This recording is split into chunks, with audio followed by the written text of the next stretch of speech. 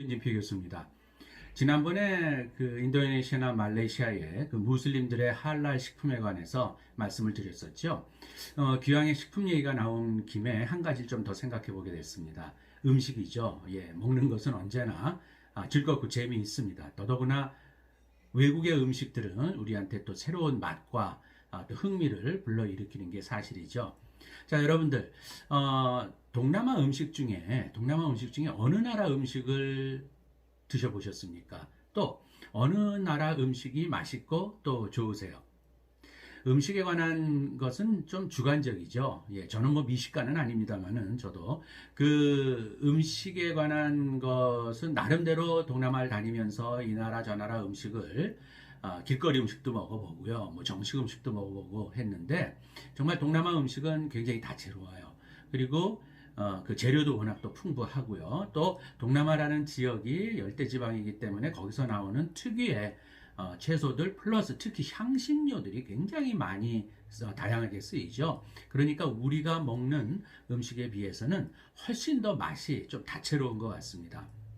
우리나라에 요즘에는 뭐 베트남 음식이 굉장히 유행이죠. 뭐 베트남 쌀국수도 들어와 있고요. 베트남 월남 쌈도 있고요. 뭐 짜조라든지 베트남 샌드위치, 뭐 반미까지. 그야말로 우리나라 골목골목에도 지금 베트남 음식점들이 상당히 많아요. 예, 맛있습니다. 예, 우리 입맛에도 잘 맞고요. 뭐 또 요즘에는 또 인도네시아 음식도 생각보다 또 많이들 알고 계시더라고요. 뭐 우리가 잘 흔히 아는 소위 나시고랭, 이게 인도네시아식 볶음밥이죠. 저는 워낙 이제 개인적으로 볶음밥을 워낙 좋아해서 동남아 다니면은 늘 뭐 볶음밥만 먹고 돌아다녀도 저는 뭐 좋더라고요. 자, 그래서 그런 나시고랭이라든지, 예, 그런, 그, 인도네시아 음식도 우리나라에서는, 요즘에 또, 새롭게 또 인기를 또 끌고 있는 것 같습니다. 근데 저는, 오늘 좀 말씀드리고 싶은 것은 개인적으로요. 예, 개인적으로, 저는 태국 음식을 좋아합니다. 예, 그러니까 결론적으로 저는 태국 음식이 동남아 음식 중에 제일 나은 것 같더라고요. 그래서 오늘 그거에 대해서 조금 더 좀 설명을 해드리고 싶습니다. 왜 태국 음식이냐라고 하는 것이죠. 우선 제 주관적인 생각일 수도 있지만은 여러분들 그 세계 뭐 어떤 자료를 보게 되면은 그 세계에서 가장 맛있는 음식이 뭘까? 뭐 이런 것들 뭐 조사 같은 게 나오죠. 그래서 2대 음식이라 그러면은 뭐 흔히들 동양에서 하나, 서양에서 하나 그러면은 하나는 뭐 중국 음식, 뭐 서양 음식이랑 프랑스 음식, 뭐 이렇게 얘기들을 합니다. 뭐 이거는 그냥 하나의 여론조사이지만은 되게 뭐 그렇게들 많이들 알고 계시죠? 자, 이랬을 때 동양에서 두 개, 서양에서 두 개, 이렇게 세 개, 4대 음식을 한번 들어봐라 하면은 무엇이 들어갈 것 같으세요? 그 조사의 결과가 나온 게 흥미 있어요. 예, 저는 거기에 동의합니다. 동양 음식 두 개는 중국 음식, 그 다음에 태국 음식이더라고요. 예. 뭐 불행히도 한국 음식은 아닙니다. 예. 뭐 일본 음식도 아닙니다. 태국 음식이 그만큼 그 태국 음식에 가지고 있는 어떤 다양함, 그다음에 특히 독특한 맛 이것으로 인해서 굉장히 유명해요. 그리고 우리가 알고 있는 것보다는 세계에 태국 음식이 굉장히 널리 유명하게 그렇게 잘 알려져 있습니다. 그래서 이런 태국 음식은 동양 음식을 대표하는 음식으로서 이렇게 쳐준다는 얘기고요. 그래서 여러분들한테 한번 태국 음식의 특징에 대해서 몇 가지만 한번 제 생각을 정리해서 말씀드리겠습니다. 첫째, 태국 음식은요, 소위 우리 인간이 좋아한다라고 하는 맛, 네 가지 맛, 시고, 달고, 맵고, 짠 맛이죠. 이 네 가지 맛이 어느 음식에나 다 일정 부분 혼합되어 있다라고 하는 것이죠. 그리고 이런 것들이 서로 섞여가지고 하여튼 다양한 시고 달고 맵고 짠맛들이 독특한 그 음식의 재료와 함께 각각의 특징을 갖고 있다고 합니다. 우리가 보기에 태국 음식 같은 경우에 그 매운맛이 이제 베이스로다가 깔리지만요. 단맛이라든지 신맛 같은 것도 굉장히 자극적일 정도로 강한 것이 특징이에요. 그것은 이제 그 안에 들어가는 이제 향신료들의 그 종류 때문에 그렇게 되는 것인데요. 이렇게 시고 달고 맵고 짠맛이 항상 혼합되어 있다라고 하는 이 태국 음식의 특징은요. 재료에서 오는 거일 수가 있는데 세계적으로 주목받는 이유가 이게 살이 안 찐다는 거예요. 그래 많이 먹어도 즉 뭐냐면 많이 먹더라도 이것은 하나의 다이어트 식품으로 태국 음식은 굉장히 세계에서도 많이 주목을 받고 있어요. 그래서 태국 음식은 맛도 있지만 많이 먹어도 살찔 염려 없이 먹을 수 있다라고 하는 그 특징이 여러 나라 사람들의 그 어떤 입맛을 자극하는 것 같습니다. 태국 음식에 들어가는 재료들이 굉장히 좀 다양한데요. 주로 물론 야채 종류를 보게 되면 레몬그라스라든지 바질이라든지 민트라든지 그다음에 이 우리가 고수라고 부르는 그 팍치 있죠. 들어가죠. 그다음에 라임 잎 같은 거. 그다음에 모닝글로리 같은 거를 많이 들어갑니다. 이런 허브 종류들이죠. 이런 거와 함께 고추, 또 마늘, 후추, 계피, 정향, 육두구 이런 것들은 다 아주 대표적인 바로 동남아를 원산지로 하는 향신료들이죠. 이런 것들이 한데 어우러지면서 굉장히 다채로운 맛의 배경을 이룹니다. 특히 이 고추는요, 코코넛 오일이라든지 레몬그라스, 또 라임 잎사귀들, 또 설탕, 또 이 사람들이 잘 쓰는 그 생선 젓갈들이 있어요. 이 젓갈 문화도 사실은 동남아에서 시작된 거거든요. 그래서 생선 젓갈과 함께 같이 넣어서 태국 음식의 중요한 재료들하고 섞이면서 태국 음식만의 시고 달고 맵고 짠 독특한 그러한 맛을 여러 가지 면에서 만들어내고 있습니다. 우리나라 분들이 태국을 가거나 동남아를 가게 되면은 뭐 가서 소고기를 찾으시는 거는요. 이제 종류를 소고기를 찾는 거는 그건 조금 더 저는 좀 맞지 않다고 생각해요. 동남아 소고기는 맛 없습니다. 예, 우리나라 소고기라든지 이런 것들이 워낙 맛있고요. 동남아 소고기 맛이 없어요. 기본적으로 동남아시아에 가서 드신다고 하면은 세계 어디 가나 보편적인 단백질이죠. 고기의 종류는 가장 보편적인 것은 당연히 닭고기입니다. 그래서 닭고기와 관계된 많은 음식들이 개발이 돼 있죠. 저는 동남아시아, 물론 태국 포함을 해서 가게 되면은 늘 권하는 것이, 저도 좋아합니다만은 역시 동남아는 이 바다가 너르고 많은 곳이잖아요. 그러니까 해산물을 많이 드셔보시라고 하는 것이에요. 워낙 풍부하고 값도 싸고, 예, 맛있고요, 당연히. 그래서 생선과 특히 여기서 나오는 많은 갑각류들이 있잖아요. 그래서 새우 종류라든지 또 가재 종류 같은 것들이 우리가 정말 우리나라에서 볼 수 없는 그런 다양한 갑각류 그런 해산물들이 굉장히 풍부해요. 그래서 동남아시아에 가면은 뭐 시장에 가서 먹건 뭐 레스토랑에서 먹건 주로 좀 해산물을 베이스로 하는 그러한 다채로운 동남아 음식 또는 뭐 당연히 태국 음식을 즐겨 보시라고 저는 좀 권해드리고 싶습니다. 우리가 이제 태국 음식 종류는요, 뭐, 여러분들이 잘 알고 계시는 게 있지 않습니까? 예, 게인데요.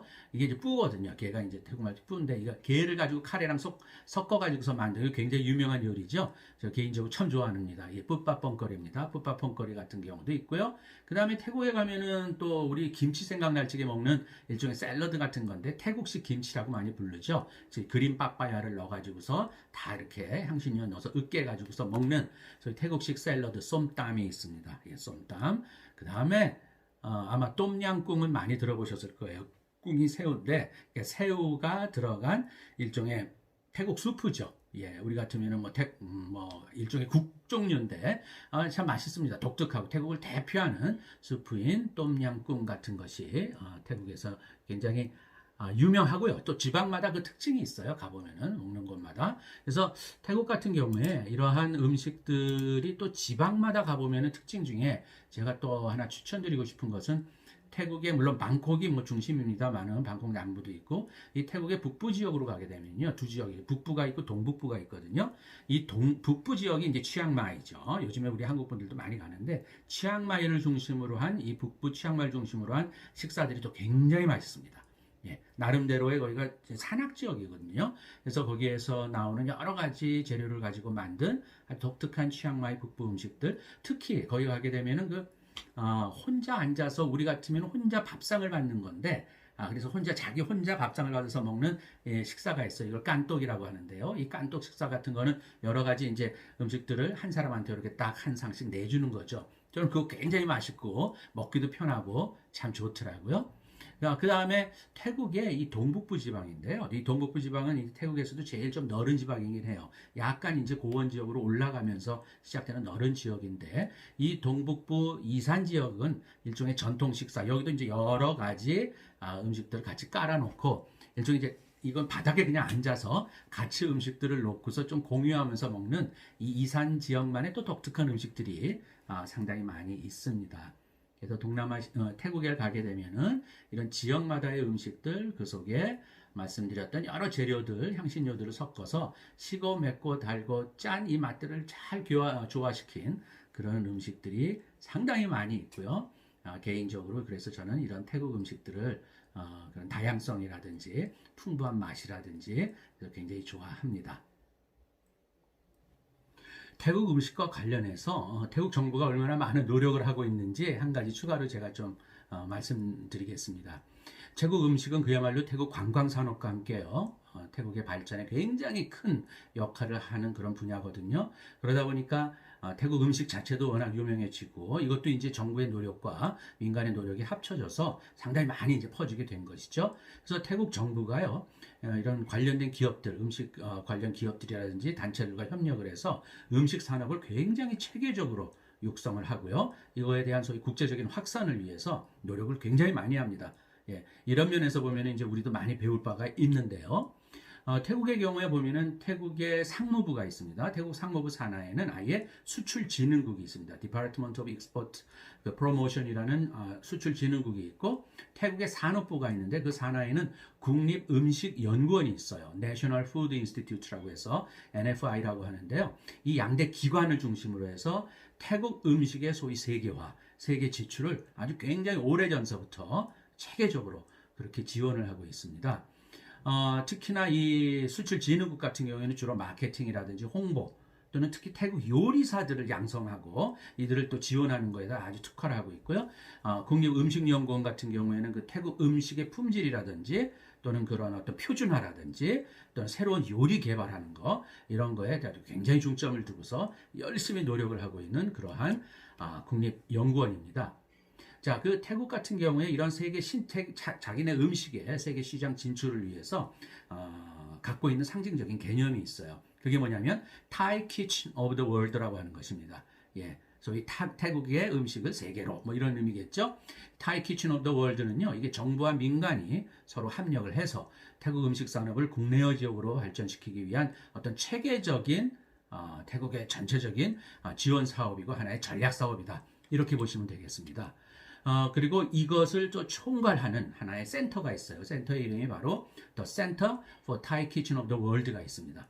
여기서는 뭐 태국 음식에 대한 홍보 또는 뭐 연구, 그 다음에 태국 요리사들에 대한 요리사들을 키워서 또 태국 음식의 어떤 해외 진출하는데 이주하는 문제라든지 음식점 경영하는 문제라든지 이런 것들을 총체적으로 지원을 하고 또 이러한 체계적인 어떤 관리를 하는 중심 역할을 하는 The Center for Thai Kitchen of the World가 있어요.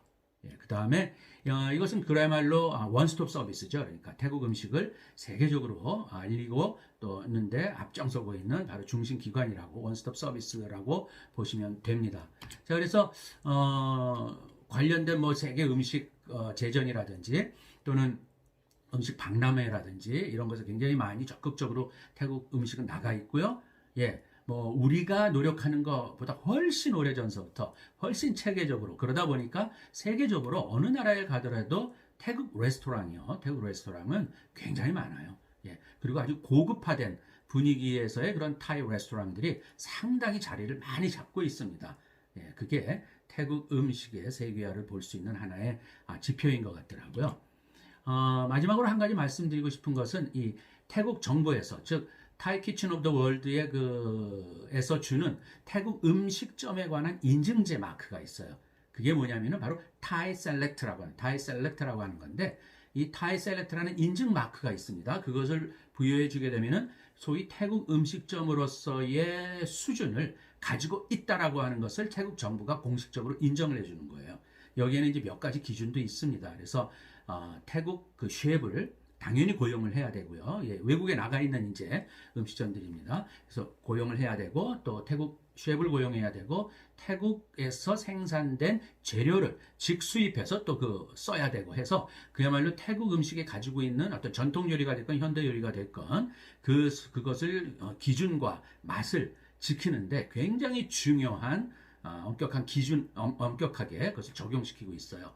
그래서 이것도 정기적으로 그야말로 그 암행어사식의 테스트를 해가지고 타이셀렉트를 줬던 업체도 그걸 오히려 내리게 하거나 또는 올려주거나 하는 그러한 그 인증마크 제도를 굉장히 엄격하게 시행을 하는 게 태국 정부의 태국 음식에 대한 강력한 세계화 전략이라고 하나 더 추가로 말씀드리고 싶습니다. 오늘은 뭐 음식 얘기를 하다 보니까 동남아 음식 중에 태국 음식이 참 저는 맛이 있더라. 그런데 보면은 내용적으로도 태국 음식이 굉장히 좀 다양하고 역시 인기가 있다라는 그런 좀 말씀을 드리기 위해서 오늘 음식에 관한 얘기를 했습니다.